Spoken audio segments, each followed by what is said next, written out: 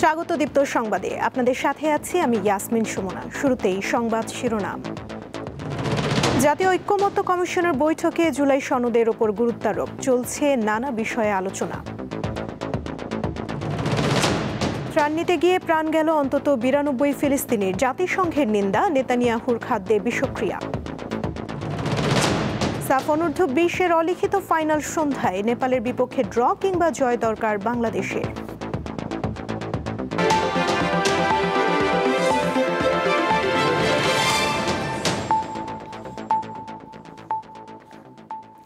আগামী 10 দিনের মধ্যে জাতীয় সনদ বাস্তবায়নে রাজনৈতিক দলগুলোকে দ্রুত সিদ্ধান্তে পৌঁছানোর আহ্বান জানিয়েছেন জাতীয় ঐক্যমত্য কমিশনের সহসভাপতি ডক্টর আলী রিয়াজ।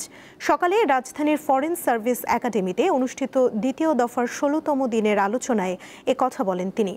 কমিশন কোনো সিদ্ধান্ত জোর করে চাপিয়ে দিতে চায় না উল্লেখ করে আলী রিয়াজ বলেন, কোনো বিষয়ে কারো দ্বিমত থাকলে সনদে সেটিও উল্লেখ করা হবে।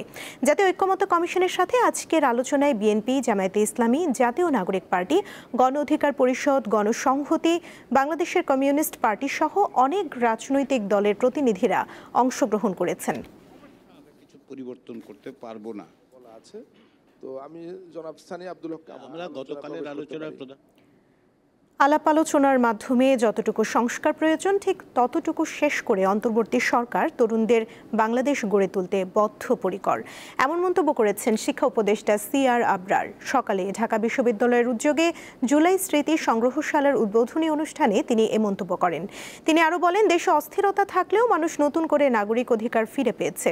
জাতি হিসেবে দেশের গৌরবময় স্মৃতিগুলো যত্ন সহকারে সংরক্ষণ করার আহ্বান জানান তিনি।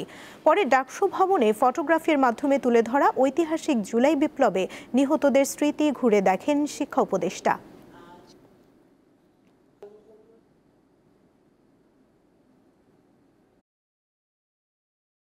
শত রকমের বাধা থাকতে পারে, কিন্তু আমরা দৃঢ় প্রতিজ্ঞ যে তাদের স্বপ্নকে আমরা বাস্তবায়ন করব। সেক্ষেত্রে যতটুকু সংস্কার করা সম্ভব আলোচনার মাধ্যমে সেটা আমরা করব। আমরা বিচার সেটা নিশ্চিত করব। 2024 সালের 21শে জুলাই গত বছর এই দিনটিতেই শিক্ষার্থীদের দাবি অনুযায়ী আপিল বিভাগ থেকে আসে কোটা সংস্কারের রায়। পরিস্থিতি নিয়ন্ত্রণে এদিন অনির্দিষ্টকালের জন্য বাড়ানো হয় কারফিউয়ের সময়সীমা। অন্যদিকে নিজেদের ভাবমূর্তি রক্ষায় বিদেশি জনমত তৈরির চেষ্টা করতে থাকে তৎকালীন আওয়ামী লীগ সরকার। কারফিউ জারির পর 24-এর 20শে জুলাই নতুন করে কোনো সংঘর্ষের ঘটনা ঘটেনি, কিন্তু সারা দেশেই তখন দম বন্ধ পরিস্থিতি। দেশের প্রতিটি রাজপথে আর আনাচে কানাচে তখনও স্পষ্ট ধ্বংসযজ্ঞের চিহ্ন। রাজধানী ঢাকা রীতিমতো পরিণত হয় ভুতুড়ে নগরীতে। এমন থমথমে পরিবেশেই আপিল বিভাগ থেকে আসে নতুন সিদ্ধান্ত। শিক্ষার্থীদের চাওয়া ছিল কোটা ব্যবস্থার সংস্কার। সাধারণ শিক্ষার্থীদের রক্ত ঝরার পর অবশেষে আন্দোলনের 21তম দিনে সেই সংস্কারের রায় আসে আপিল বিভাগ থেকে। সরকারি চাকরিতে 93% মেধার ভিত্তিতে নিয়োগের রায় দেন আপিল বিভাগ। এই সংক্রান্ত প্রজ্ঞাপন জারির আদেশ দিয়ে শিক্ষার্থীদের ঘরে ফিরে যাওয়ার আহ্বান জানানো হয়। এদিন 3 বাহিনীর প্রধানের সাথে বৈঠক করেন ক্ষমতা টিকিয়ে রাখতে মরিয়া শেখ হাসিনা। আরও কঠোর হওয়ার নির্দেশও ছিল তার।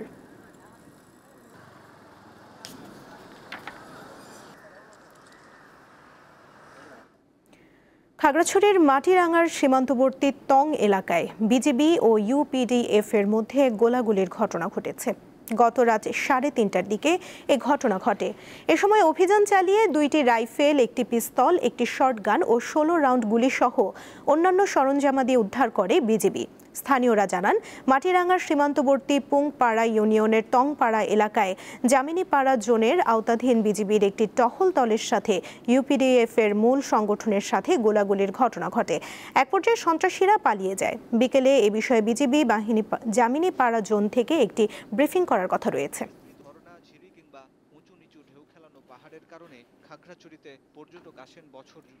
নরসিংদীর রায়পুরায় আধিপত্য বিস্তারকে কেন্দ্র করে 2 গ্রুপের সংঘর্ষে এক নারী নিহত হয়েছেন।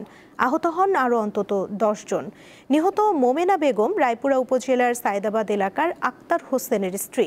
স্থানীয়রা জানান, রায়পুরা উপজেলার সায়দাবাদ এলাকায় আধিপত্য বিস্তারকে কেন্দ্র করে দীর্ঘদিন ধরেই হানিফ মাস্টারের অনুসারীদের সাথে এরশাদ এবং ফিরোজ মেম্বারের অনুসারীদের বিরোধ চলছিল। এরই ধারাবাহিকতায় সোমবার ভোরে হানিফ মাস্টারের অনুসারীদের ওপর হামলা চালায় এরশাদ ও ফিরোজ মেম্বারের লোকজন। এলোপাথারি গুলি এবং দেশীয় অস্ত্রের আঘাতে দুই পক্ষের অন্তত 10 জন আহত হয়। এ সময় গুলিবিদ্ধ হয়ে গুরুতর আহত মোমেনা বেগমকে উপজেলা স্বাস্থ্য কমপ্লেক্সে নেয়ার পথেই তার মৃত্যু হয়।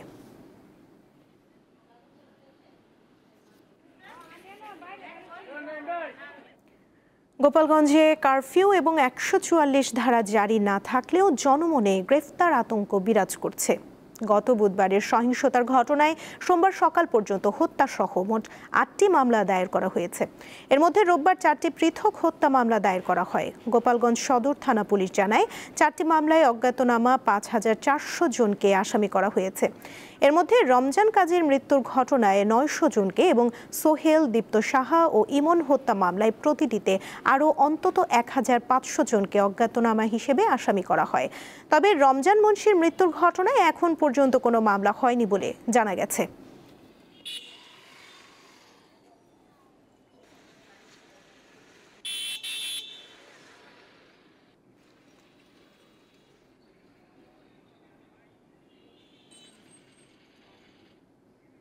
লালমনিরহাটে তিস্তার পানি বিপদসীমা ছুঁই ছুঁই করছে। যে কোনো মুহূর্তে প্লাবিত হতে পারে নদী তীরবর্তী নিম্নাঞ্চল। সকাল 9টায় তিস্তা ব্যারাজের ডালিয়া পয়েন্টে নদীটির পানি বিপদসীমার মাত্র 13 সেন্টিমিটার নিচ দিয়ে প্রবাহিত হয়। পানি প্রবাহ স্বাভাবিক রাখতে খুলে দেওয়া হয়েছে তিস্তা ব্যারাজের সবগুলো জলকপাট। বন্যা পূর্বাভাস ও সতর্কীকরণ কেন্দ্রের বরাতে লালমনিরহাট পানি উন্নয়ন বোর্ডের নির্বাহী প্রকৌশলী জানান, বিপদসীমা বা সতর্ক সীমা বরাবর পানি প্রবাহিত হয়ে সাময়িকভাবে প্লাবিত হতে পারে নদী তীরবর্তী নিম্নাঞ্চল।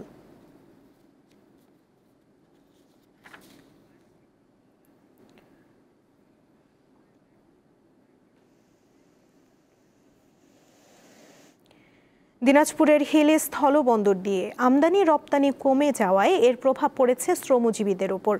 কাজ না থাকায় এক প্রকার অলস সময় পার করছেন এখানকার শ্রমিকরা। গত 8 থেকে 9 মাস আগে প্রতিদিন ভারতীয় পণ্যবাহী 200 থেকে 250টি ট্রাক বন্দরটিতে আসলেও তা এখন কমে দাঁড়িয়েছে মাত্র 20 থেকে 30টি ট্রাকে। এতে হিলি স্থলবন্দর অনেকটাই ফাঁকা হয়ে পড়েছে। এখান দিয়ে আগে চাল, আলু ও পাথর আমদানি করা হলেও এখন শুধুমাত্র জিরা, কাঁচামরিচ, মৎস্য ও পশু খাদ্য, ডাল ও ব্লিচিং পাউডার আমদানি করা হচ্ছে। হিলি স্থলবন্দর দিয়ে 2023-24 অর্থ বছরে 642 কোটি টাকা শুল্ক রাজস্ব আদায় হয়েছে। তবে 2024-25 অর্থ বছরে বেড়ে 700 কোটি টাকার শুল্ক আদায় হয় বলে জানান হিলি স্থলবন্দরের রাজস্ব কর্মকর্তা।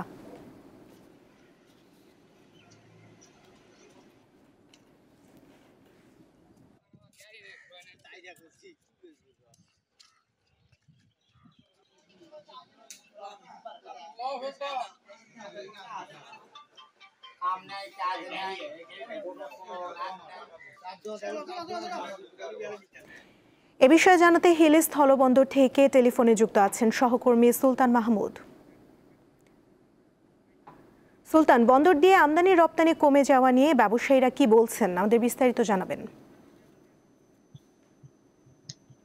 সোমপুরের হিলি স্থল বন্দরের যারা আমদানিকারকরা রয়েছেন তাদের কয়েকজনের সাথে আমার কথা হয়েছে। তারা যেমনটি বলেছেন যে আইপি অর্থাৎ ইম্পোর্ট পারমিশনের যে একটা বাণিজ্য মন্ত্রণালয়ের একটা জটিলতা থাকার কারণে অনেক সময় তারা কিন্তু সেই পারমিশনটা পেতে অনেকটা বেগ পেয়ে যায়, যার কারণেই আমদানিকারকরা অনেকটা কিন্তু এখন দিনাজপুর হিলি স্থল বন্দর দিয়ে কিন্তু আমদানি রপ্তানি অনেকটা কমে গিয়েছে।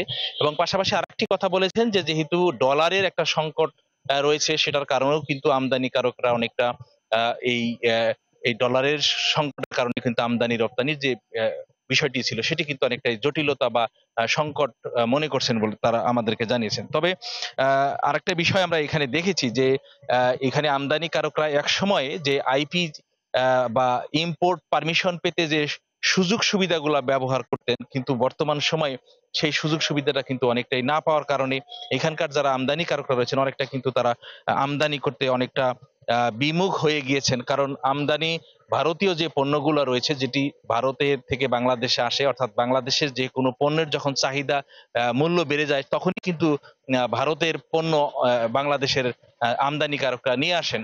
সেই কারণেই কিন্তু এখন যেহেতু বাংলাদেশে মোটামুটি ভাবে যে পেঁয়াজ আমদানি ভারতীয় সরকার রপ্তানিটা বন্ধ করে রেখেছেন। শুধুমাত্র এখন কাঁচা মরিচ, জিরা, এই ধরনের যে পণ্যগুলো রয়েছে এটি শুধু আসতেছে, যার কারণে এখানকার আমদানি কারকরা অনেকটাই কিন্তু অস্থিরতার মধ্যে রয়েছে। তারা বলছে যে যেহেতু সরকার বা ভারতীয় ব্যবসায়ীরা যদি এদের মধ্যে যদি খুব দ্রুত সময়ের মধ্যে যদি আলোচনা করে এই সংকটগুলো নিরসন হয়, তাহলেই কিন্তু দিনাজপুর হিলিস্থল বন্দরের অনেকটা কিন্তু আমদানি রপ্তানি স্বাভাবিক হবে এবং এরপরে কিন্তু স্বাভাবিক হতে পারে আমদানিকারকের যে বক্তব্য, সেটি কিন্তু তারা বলেছেন। শোভনা। সুলতান, আপনাকে ধন্যবাদ। চট্টগ্রামের শাহ আমানত আন্তর্জাতিক বিমানবন্দরে বিপুল পরিমাণ বিদেশি সিগারেট ও আমদানি নিষিদ্ধ বিউটি ক্রিম জব্দ করেছে এনএসআই ও কাস্টমস কর্তৃপক্ষ। রোববার রাতে গোপন তথ্যের ভিত্তিতে ইউএস বাংলা এয়ারলাইন্সের দুবাই থেকে আসা উড়োজাহাজ BS-344 এর 2 জন যাত্রীকে তল্লাশি করে এসব জব্দ করা হয়। ওই 2 জন যাত্রী আন্তর্জাতিক আগমনী হলে ইমিগ্রেশন শেষে ব্যাগেজ নিয়ে বিমানবন্দর কাস্টমসের গ্রিন চ্যানেল দিয়ে পার হওয়ার সময় চিহ্নিত হন। পরে তাদের তল্লাশির মাধ্যমে 165 কার্টুন সিগারেট এবং 2076 পিন আমদানি নিষিদ্ধ বিউটি ক্রিম জব্দ করা হয়। আরিফুল ইসলাম ও মোশাররফ হোসেন নামের 2 যাত্রীর পাসপোর্ট নম্বর নথিভুক্ত করে জরিমানা এবং সতর্ক করে ছেড়ে দেওয়া হয়।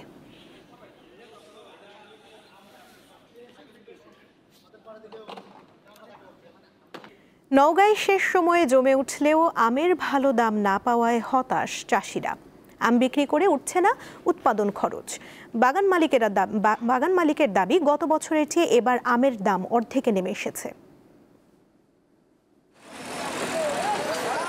এটি দেশের বৃহত্তম সাপাহার আম বাজারের চিত্র। এই বাজার চলবে পুরো জুলাই মাস। আম চাষিরা গাছ থেকে নামানো আম নিয়ে যায় সাপাহারের এই আমের হাটে। বাজারে আমের সরবরাহ বাড়লেও মিলছে না ক্রেতা। আম ঝরে গেছে, খরচ বাজারে নিয়ে এসে ধরেন কি যে বাজারে দামও কম। সরকারের কাছে আমাদের দাবি আমের দাম যেন একটা বেঁধে দেওয়া হয়। ঢাকা সহ দেশের বিভিন্ন স্থান থেকে যাওয়া পাইকারদের সংখ্যা কম হওয়ায় আমের দাম কম পাচ্ছেন চাষিরা। যে আম গতকালকে আপনার 3500 টাকা নিচে, সে আম আজকে বলতেছে 2000, 1500, 1600। গতবারের তুলনায় এবার আমের দাম অনেক কম, তাতে আমাদের লস আসতেছে। ব্যবসায়ীরা বলছেন এবার বৈরী আবহাওয়ার কারণে সব আম একসঙ্গে পরিপক্ক হয়েছে, ফলে বাজারে আমের সরবরাহ বেশি কিন্তু ক্রেতা কম। বাজার পরিস্থিতি অর্থাৎ যে দাম, এতে হয়তো আমাদের লোকসান গুনতে হবে এবং এই লোকসানের কারণে অনেক স্মার্ট যারা চাষি আছে, যারা নতুন নতুন সম্পৃক্ত হতে যাচ্ছে কৃষিখাতে, তারা কিন্তু এখান থেকে হয়তো ফিরে যেতে চাইবে। কৃষি বিভাগ বলছে চলতি বছর নওগাঁ জেলায় 18,500 হেক্টর জমিতে আম্রপালি আমের চাষ হয়েছে। সাপাহারের এই আমবাজারে আম্রপালি প্রকার ভেদে 2,000 থেকে 7,000 টাকা মন, বাড়ি 4 আম প্রকার ভেদে 2,000 থেকে 4,000 টাকা মন এবং ব্যানানা আম প্রকার ভেদে 4,000 থেকে 8,000 টাকা মন বিক্রি হচ্ছে। দীপ্ত, বার্তাকক্ষ। টানা বৃষ্টি ও পাহাড়ি ঢলের কারণে হবিগঞ্জের চুনারুঘাট উপজেলার গরমছড়ি এলাকার মাইজগাঁও গ্রামের একমাত্র চলাচলের কাঠের সেতুটি ভেঙে গেছে। এতে ওই এলাকার কয়েক হাজার মানুষ পড়েছেন চরম ভোগান্তিতে। স্থানীয়রা জানান, গত 2 দিনের বৃষ্টি ও পাহাড়ি ঢলে পানি বেড়ে যায়। এক পর্যায়ে পানির তোড়ে মাইজগাঁওয়ের অস্থায়ী কাঠের সেতুটি ধসে পড়ে। এটি ছিল গ্রামের মানুষের জন্য রানীগাঁও বাজার, ইউনিয়ন পরিষদ অফিস ও চুনারুঘাট শহরের সঙ্গে যোগাযোগের একমাত্র মাধ্যম। সেতুটি ভেঙে যাওয়ায় শিক্ষার্থী, রোগী ও সাধারণ মানুষের চলাচলে মারাত্মক সমস্যা দেখা দিয়েছে। করা যাবে কোনো এক সময়ে যখন গাঙ্গের পানি কমবে। আন্তর্জাতিক প্রসঙ্গ। জাতিসংঘের ত্রাণ বিতরণকারী ট্রাকের কাছে খাবারের জন্য অপেক্ষায় থাকা অন্তত 92 জন ফিলিস্তিনিকে গুলি করে হত্যা করেছে ইসরায়েল। স্থানীয় সময় রোববার এই ঘটনা ঘটে। খাবার নিতে যাওয়া ফিলিস্তিনিদের ওপর বারবার গুলিতে এটা ছিল সবচেয়ে বেশি মানুষ নিহতের ঘটনা। এ বিষয়ে ইসরায়েলি সেনাবাহিনী জানিয়েছে, তাৎক্ষণিক হুমকি মনে হয় উত্তর গাজায় জড়ো হওয়া ফিলিস্তিনিদের ওপর তাদের সেনারা কেবল সতর্কতামূলক গুলি ছুড়ছে। জাতিসংঘের খাদ্য বিষয়ক কর্মসূচি WFP জানিয়েছে, ত্রাণ বহনকারী 25টি ট্রাক গাজায় পৌঁছানোর পরই ক্ষুধার্ত ফিলিস্তিনিদের ব্যাপক ভিড় হয়। এ সময় ত্রাণ প্রত্যাশীদের ওপর গুলিবর্ষণ করে ইসরায়েলি বাহিনী। এক বিবৃতিতে সংস্থাটি জানিয়েছে, মানবিক সহায়তা গ্রহণকারীদের ওপর সহিংসতা চালানো পুরোপুরি অগ্রহণযোগ্য। ইসরায়েলের এই ধরনের কর্মকাণ্ড কাতারে যুদ্ধবিরতি নিয়ে আলোচনায় প্রভাব ফেলতে পারে বলে জানায় হামাস।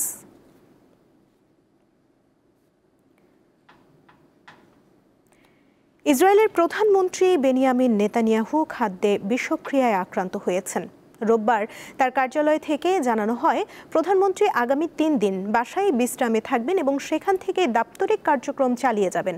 75 বছর বয়সী নেতানিয়াহু শনিবার হঠাৎ রাতে অসুস্থ হয়ে পড়েন। পরে হাসপাতালে পরীক্ষায় তার অন্ত্রে প্রদাহ ও পানি শূন্যতা ধরা পড়ে।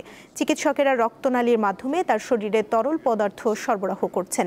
এর আগে 2023 সালে তার শরীরে একটি পেসমেকার বসানো হয়। এরপর গত ডিসেম্বরে মূত্রনালীতে সংক্রমণ ধরা পড়লে চিকিৎসকেরা তার প্রোস্টেট অপসারণ করেন।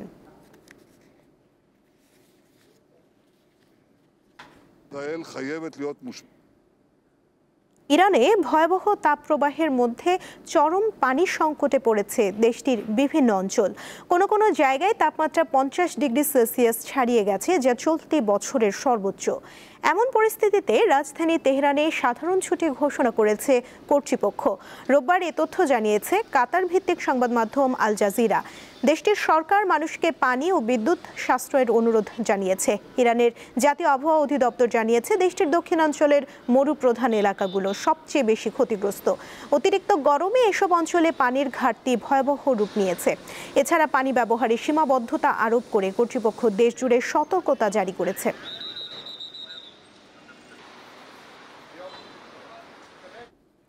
জাপানের পার্লামেন্টের উচ্চ কক্ষে সংখ্যাগরিষ্ঠতা হারিয়েছে দেশটির ক্ষমতাসীন জোট সরকার। তবে প্রধানমন্ত্রী শিগেরু ইশিবা জানিয়েছেন তিনি পদত্যাগ করছেন না। সোমবার বিবিসির প্রতিবেদনে এ তথ্য জানানো হয়। জাপানের রোববার সাধারণ ভোট অনুষ্ঠিত হয়। নির্বাচনে 248 আসনের উচ্চকক্ষে নিয়ন্ত্রণ ধরে রাখতে ক্ষমতাসীন জোটের প্রয়োজন ছিল 50টি আসন। তবে ফলাফলে দেখা যায় তারা পেয়েছে 47টি আসন। বিশ্লেষকদের মতে জনগণের জীবনযাত্রার ব্যয় বৃদ্ধি, চালের দাম বৃদ্ধি এবং একাধিক রাজনৈতিক কেলেঙ্কারির কারণে ক্ষমতাসীন লিবারেল ডেমোক্রেটিক পার্টি ও তার জোট সঙ্গী কোমেইতো পার্টি ব্যাপক চাপের মুখে পড়েছে।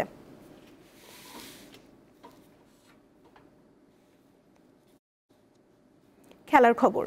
সাফ অনূর্ধ্ব 20 নারী ফুটবল চ্যাম্পিয়নশিপের অঘোষিত ফাইনালে নেপালের বিপক্ষে লড়বে বাংলাদেশ। খেলা শুরু সন্ধ্যা 7টায়। ম্যাচটি 2 দলের জন্যই শিরোপা নির্ধারণী। লীগ পদ্ধতিতে নতুন নিয়মে 4 দলের এই লড়াইয়ে শীর্ষে থাকা দেশের হাতেই উঠবে চ্যাম্পিয়নের ট্রফি। 5 ম্যাচের সবগুলোতে জয় নিয়ে বাংলাদেশের ঝুলিতে 15 পয়েন্ট। নেপালের পয়েন্ট 12 হলেও গোল ব্যবধানে তারা এগিয়ে আছে। ট্রফি জিততে নেপালের জয়ের বিকল্প নেই। বিপরীতে বাংলাদেশ যদি ড্র কিংবা জয় পায় তবেই ট্রফি উঁচিয়ে ধরবে বাঘিনীরা। মাঠের অবস্থার উন্নতি হলে বসুন্ধরা কিংস অ্যারেনায় হতে পারে হাই ভোল্টেজ এই লড়াই। বিকল্প হিসেবে কিংসদের প্র্যাকটিস গ্রাউন্ড রয়েছে।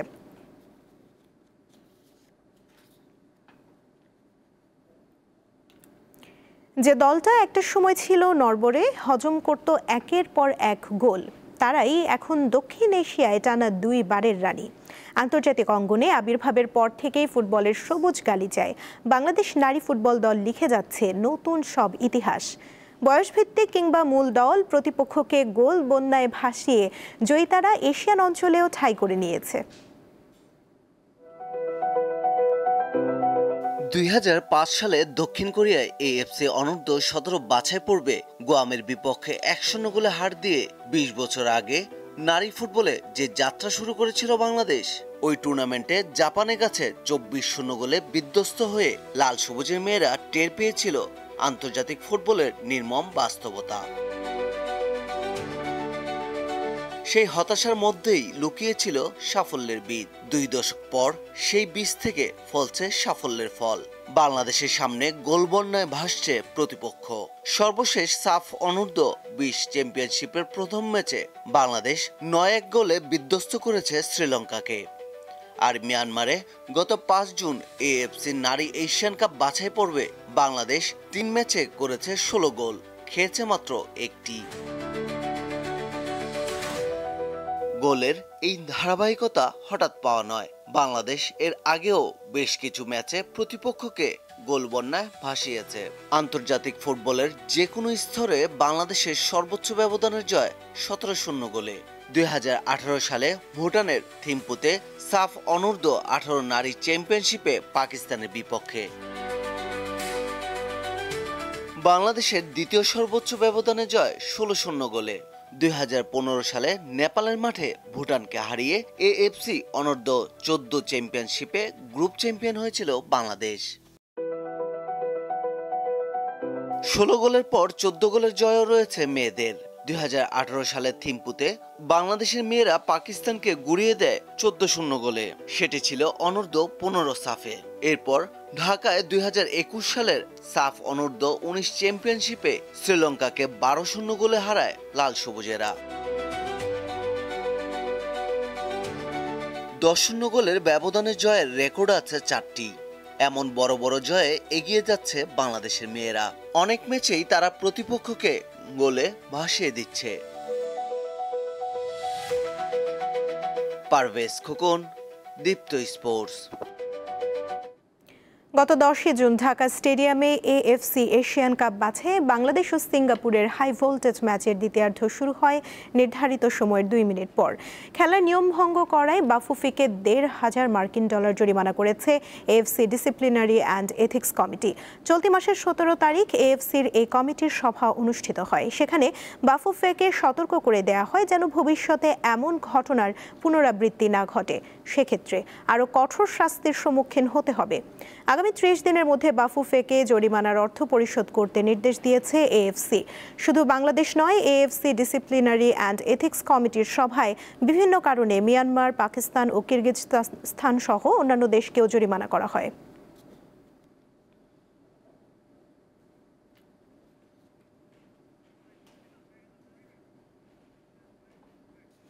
আইসিসি বিশ্ব টেস্ট চ্যাম্পিয়নশিপের পরবর্তী 3 আসরের ফাইনালের ভেন্যু হিসেবে চূড়ান্ত করা হয়েছে ইংল্যান্ডকে। সম্প্রতি সিঙ্গাপুরে অনুষ্ঠিত আইসিসির বার্ষিক সম্মেলনে নেওয়া হয় এই সিদ্ধান্ত। 2021 সাল থেকে শুরু হওয়া এই প্রতিযোগিতার প্রথম 3টে ফাইনাল হয় ইংল্যান্ডে। এবার 2027, 2029 ও 2031 সালের আসরগুলোর ফাইনালের আয়োজক হিসেবে থাকছে তারা। যদিও 2027 সালের আসরে ভেন্যু হিসেবে শোনা গিয়েছিল ভারতের নাম, তবে সাম্প্রতিক সময়ের সফল আয়োজনের ভিত্তিতে এই সিদ্ধান্তে পৌঁছায় আইসিসি। সেই সাথে নিরপেক্ষ ম্যাচেও পূর্ণ দর্শক উপস্থিতি বড় শক্তির জায়গা হিসেবে বিবেচিত হয়েছে ইংল্যান্ড।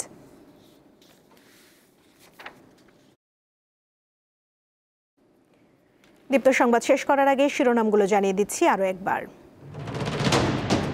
জাতীয় ঐক্যমত্য কমিশনের বৈঠকে জুলাই সনদের ওপর গুরুত্বারোপ, চলছে নানা বিষয়ে আলোচনা। ত্রাণ নিতে গিয়ে প্রাণ গেল অন্তত 92 ফিলিস্তিনির, জাতিসংঘের নিন্দা, নেতানিয়াহুর খাদ্যে বিষক্রিয়া। সাফ অনূর্ধ্ব 20-এর অলিখিত ফাইনাল সন্ধ্যায় নেপালের বিপক্ষে ড্র কিংবা জয় দরকার বাংলাদেশের।